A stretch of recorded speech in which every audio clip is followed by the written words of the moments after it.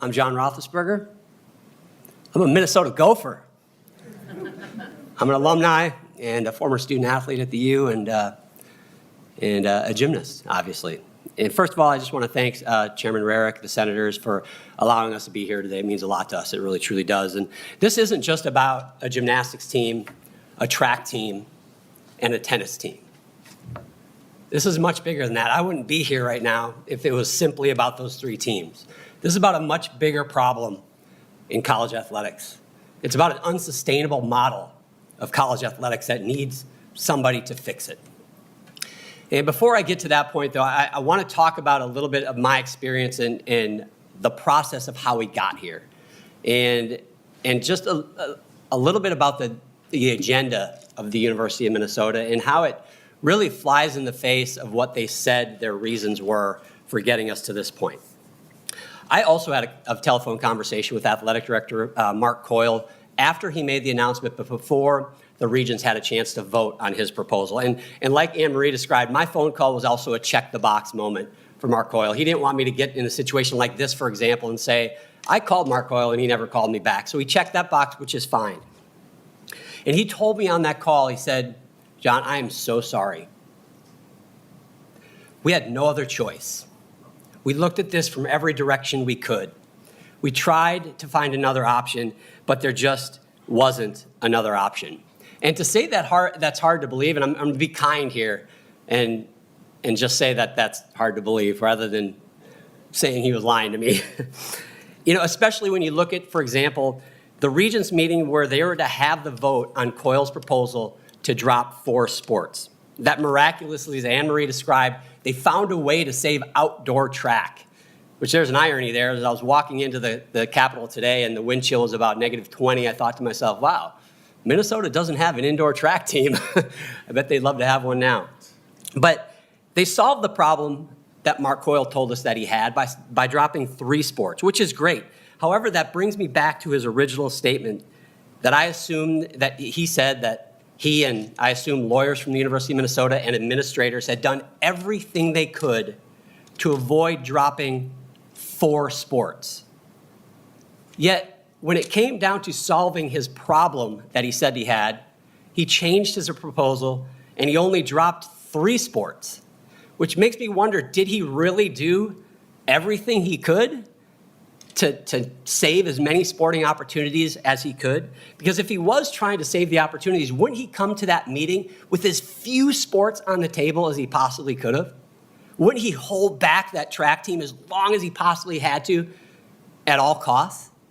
It leads me to the assumption, and I have a hard time finding any other reasoning other than either he really didn't do everything he said he could do to save those sports teams, or he wasn't trying to save those sports teams, or maybe he just wasn't competent enough to find a way to save them that the raise that he just received would indicate that he is. Because I refuse to think that they actually did everything they could. And it makes me wonder, how many of those teams really did they need to drop? Because apparently they didn't really need to drop outdoor track. On the same call, I asked Mark Coyle, I said, if it's a budget reason, why don't you consider trimming the budgets of these programs down to the bare necessities? Just give them just the basic necessities they need to survive as an athletic opportunity for our children. And his answer to me was, it didn't fit his model.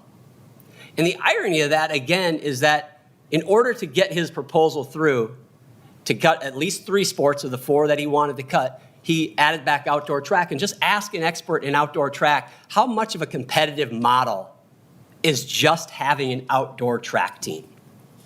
Again, he could have shedded these budgets down to the bare minimum, given us a chance to raise money to support these programs, and then maybe down the road, the budget would be different at the University of Minnesota, and we would have saved dozens of opportunities for the youth in this state. Didn't want to do it because it didn't fit his model, which, I'm sorry, that rings hollow to me as well. Before I got off that call with Mark Coyle, I said, why didn't you reach out to the community? Why didn't you reach out to these specific sports, to the alumni, to the boosters, the people that are invested in these programs, and say to them, hey, here's the problem we have. Here's where we need to get to. And I need you to help me save these. I need you to help me find a way to keep these programs. And I will never forget his response. It went just like this. It was great talking with you, John. The call was over. Here's the truth about Mark Coyle's non-answer to my question. He didn't want to do those. He didn't want to reach out to the very people that could save the program because he did not want to find another solution. Prove me wrong. Find me one thing that Mark Coyle and anybody else, for that matter, who was involved in this decision did to actively try to save these programs. Find one. Anne Marie alluded to what an administration could do if they really do want to solve a problem and save a program. 2002, 2003, they tried to drop men's and women's golf and gymnastics. The administration said, here's the problem, here's what can be the solution, and by gosh, that community did it. It was one of the most amazing things that I have seen. There was a telethon. There was a pep rally in the Mall of America, which the marching band from Minnesota, and we saved those programs. Furthermore, I ask you, what does the university do or the athletic department do whenever they need something? What is the first thing they do when they want to endow something, save something, build something? For example, a new outdoor track or a multi-million-dollar student athlete center. What's the first thing they do? They reach out for help. They reach out for money, right?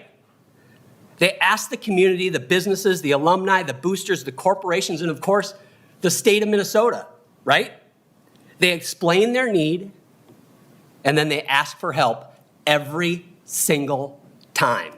In fact, I do believe that just happened here last week. Am I correct? For more than a combined 300 seasons of athletics. Think about that.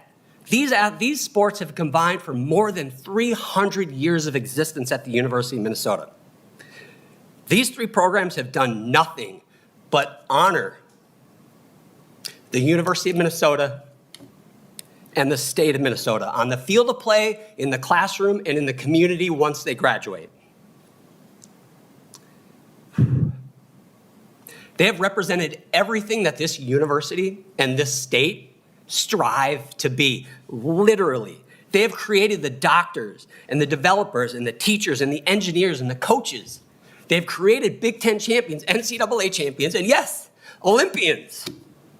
They have gone out in the community and changed this state and changed this world. It is undeniable. No one dare argue that they haven't.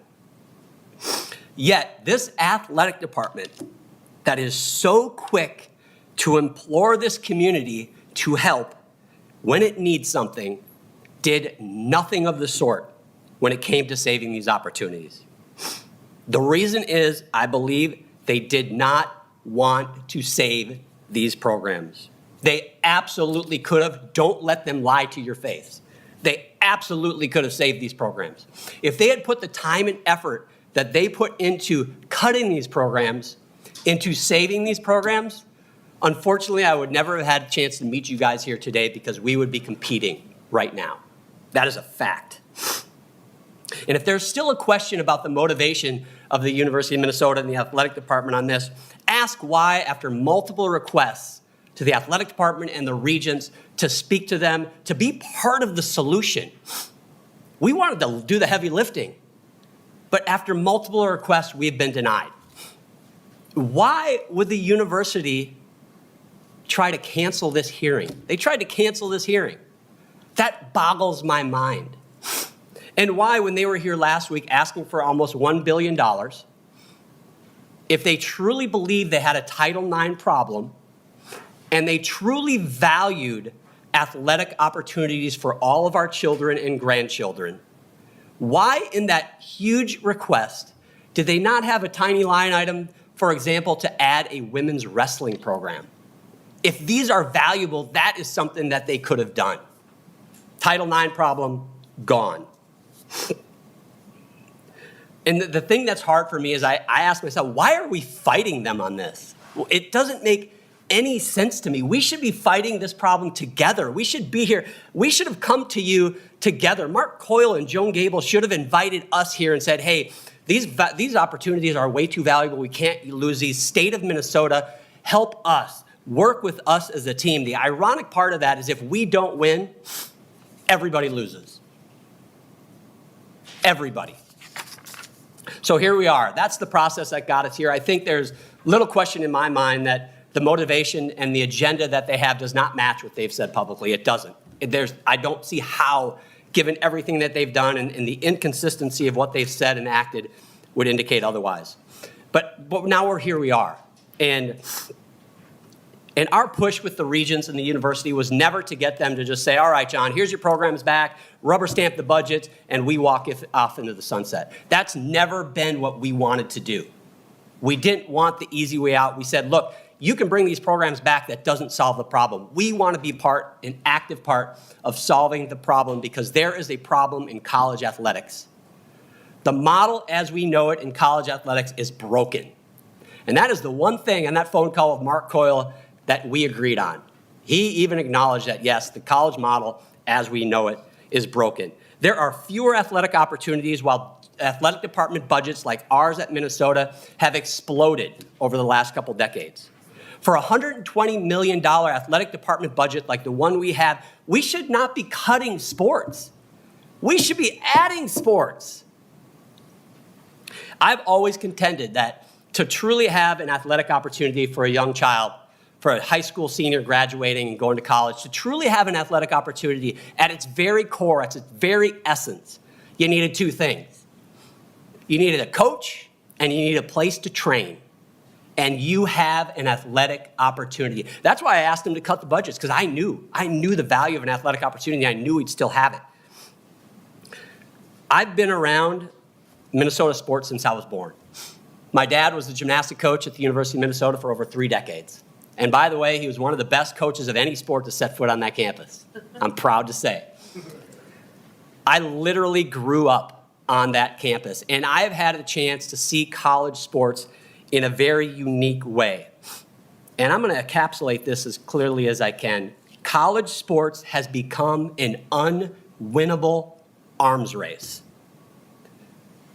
And even with massive budgets in the hundreds of millions of dollars, it will continue to offer fewer opportunities for our youth, and that hundreds of million dollars will not result in more wins, and it will not result in more championships unless people like us do something about it. Because here's the thing.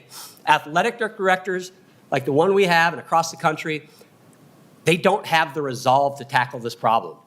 And more importantly, they are not incentivized to do so. Mark Coyle is a great example. He just cut 3 successful sports from the University of Minnesota. He tried to cut 4. I'm sure he's very disappointed about that. But less than a year, 2 years later, he was given a raise and an extension. To me, it's pretty clear what the playbook is. And Mark Coyle, in his defense, he's playing it exactly how he was incentivized to do so.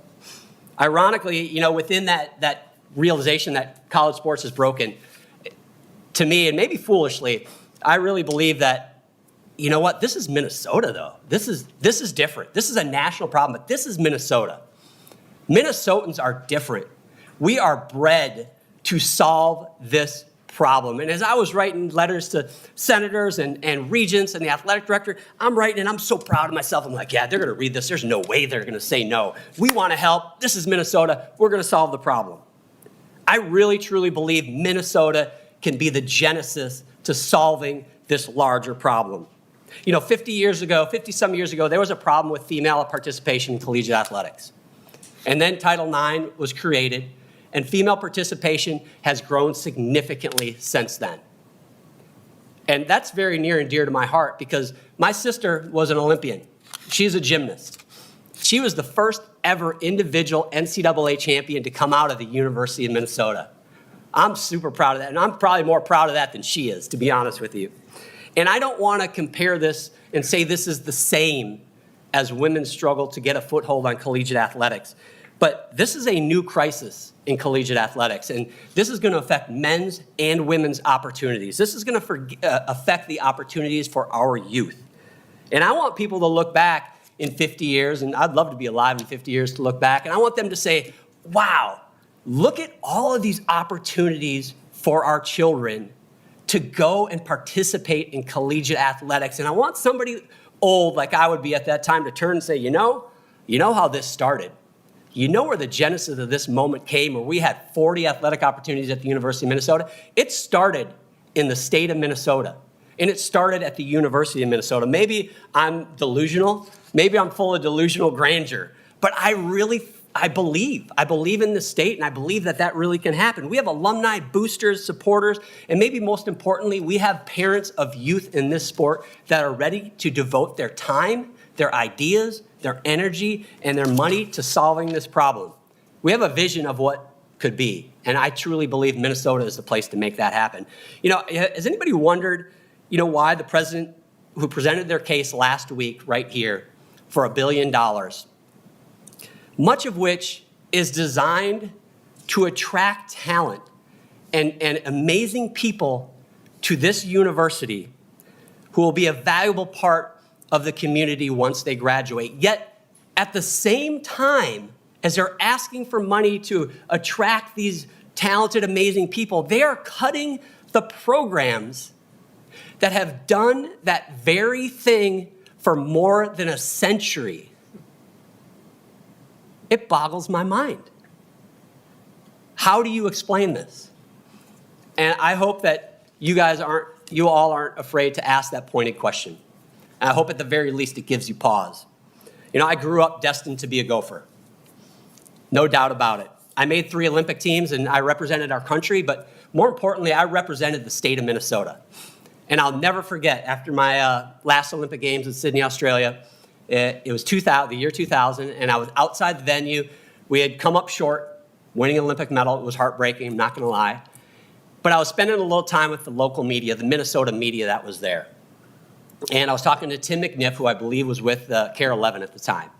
And I told Tim, Tim, I wanted to win that medal for the state of Minnesota. I wanted to be able to go back to Minnesota. More importantly, I wanted to go back to that campus and walk into that Bierman Athletic Building and say, here, this is for you. Because that's how I've always felt about that place. And I'll be honest, there's thousands of other people, boosters, supporters, fans of that school that are like me right now that have a really hard time feeling that same way because of how this process has gone down. Yeah, I have 3 boys, and I brainwashed them to be Gopher fans, I'm not going to lie. I brainwashed them from as soon as they were old enough to understand the words that were coming out of my mouth. I brainwashed them to be Gopher fans. In fact, I sent a video to Mike Burns a few years ago, and it was my then 1- and 2-year-old sitting in a shopping cart in a Target in the middle of Knoxville, Tennessee, singing the Minnesota Rouser. And I want to challenge anybody to teach their kids at the age of 1 and 2 how to sing the Minnesota Rouser, but I did it. We got a lot of funny looks from people in the store that day. They're athletes. And like thousands of other parents across the state of Minnesota and across this country, I would love for them to get the opportunity to be collegiate athletes. I contend, and I've said this for years, being a collegiate athlete is the greatest experience you can have in all of sports. Would not trade my collegiate experience for an Olympic experience, and that is the God's honest truth. The opportunity to be a collegiate athlete changes lives. And the people that have that opportunity go on to change other people's lives. Here's the thing.